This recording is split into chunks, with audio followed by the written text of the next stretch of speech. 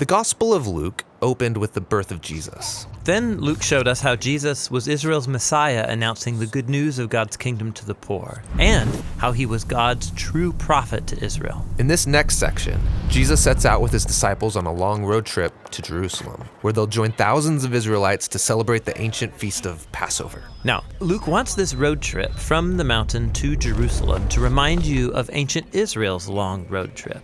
With Moses, they went from Mount Sinai to the Promised Land. And then later, King David established Jerusalem as their capital. And so here, Luke is portraying Jesus as a new Moses who's renewing Israel's covenant with God, and as a new David. He's gathering the people together to live under his rule.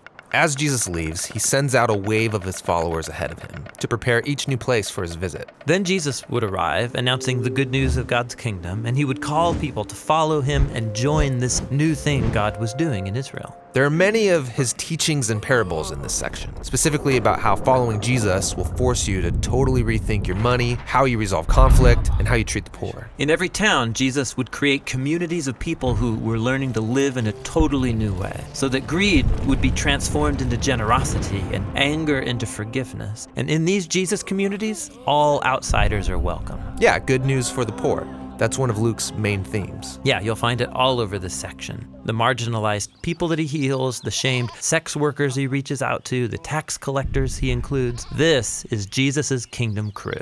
And Israel's religious leaders watch and start to criticize him. If he really is God's prophet, why is he welcoming sinners and eating with them? Yeah, this section reads like the Battle of the Banquets. So Jesus throws these dinner parties as a symbol of how God's kingdom is here for the sick and the poor, people who could never pay him back. Jesus also attends banquets with Israel's religious leaders. Yeah, and he lays into them for becoming an arrogant, exclusive social club. But they don't get it, and so he tells them a famous parable that goes like this. There was a father who had 2 sons. The older son is trustworthy and honors his father. And the younger son, he's a mess. He rebels and cashes in his inheritance to travel far away and blow it all on partying and being stupid. And then there's a famine in the land, and he runs out of money. So he has to scrape by taking care of somebody's pigs. And he's so hungry he wants to eat the pig slop, at which point it occurs to him, if I'm gonna be a farmhand, I might as well go home and work for my dad.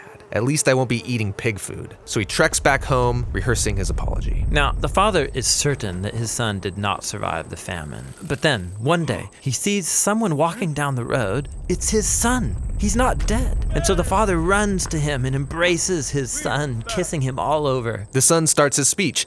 Dad, I don't deserve to be your son. Maybe I could come and work for you. But before he can finish, the father calls his servants to go get the nicest robe, new sandals, a fancy ring for his son. They are to prepare the best food for a banquet. It is time to celebrate. Now later that day, the older brother arrives from a long day working in the field to discover his long-lost loser of a brother has come home, and they're celebrating? And he gets angry. And think about it. He's been faithful to his father all of these years. He never got a party like this. And then this disgrace of a family member comes home, and they're going to celebrate him? It's disgusting. He refuses to join the banquet. So the father finds the older brother outside, and he says, Son, you are already in our family. Everything I have is yours. But we had to celebrate your brother because he was lost. And now he's found. He was dead, but now he's alive. Jesus wants the religious leaders to see the outsiders the way God sees them, as sons and daughters that are being reclaimed from death. Jesus' kingdom community was wide open to anybody. The only entry requirement is to humble yourself and recognize your need for God's mercy. And so the religious leaders' rejection of Jesus and his crew is actually a rejection of the God of Israel. The leaders don't like all of this, and so as Jesus' road trip comes to an end, the conflict is at a boiling point. Yeah, he's going to ride towards Jerusalem for Passover as they plot to take his life. And that's what the next section of Luke is all about.